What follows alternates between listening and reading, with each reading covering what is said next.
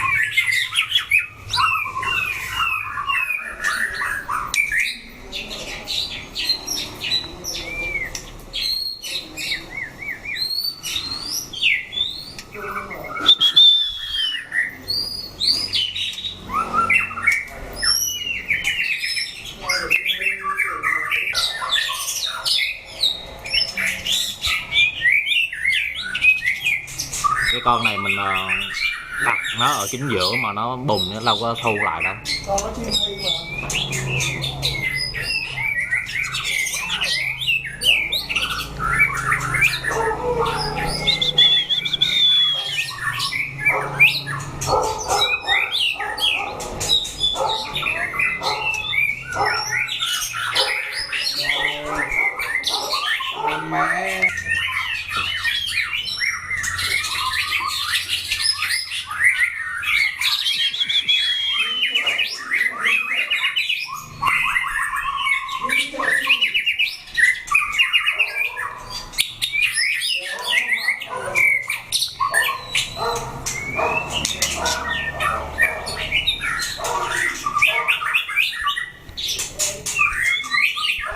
Con nào bắt nhịp được thì hót, không nhịp được ở đứng giữa là xù rồi.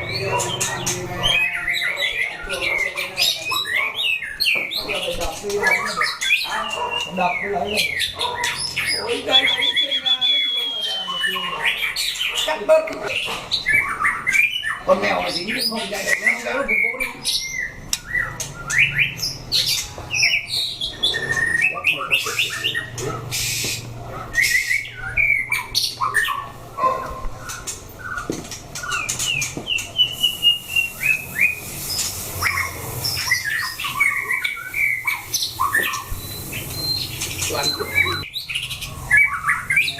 Ngày xưa đốt lại này tan mấy phòng nó cái sân.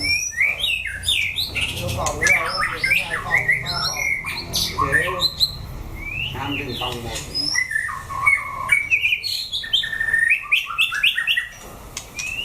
Chỗ này đi mua lưới thả lên, lưới đen. Có mấy con qua năm rồi có mấy con sáng à.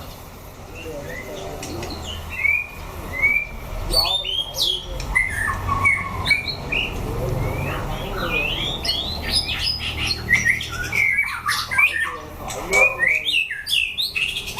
Mát cái chuồng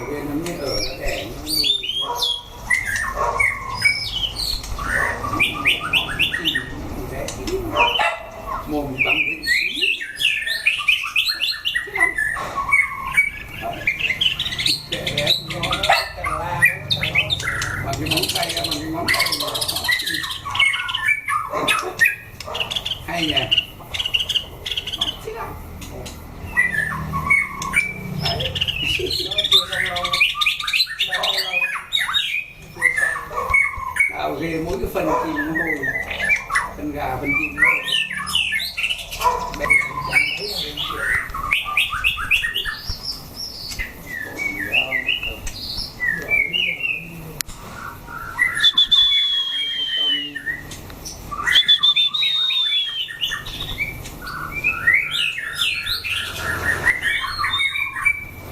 Cái đống này cũng không gửi.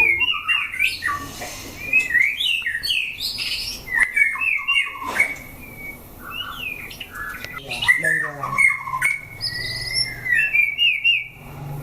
nuôi không bao giờ được, nó thở thẳng như vậy.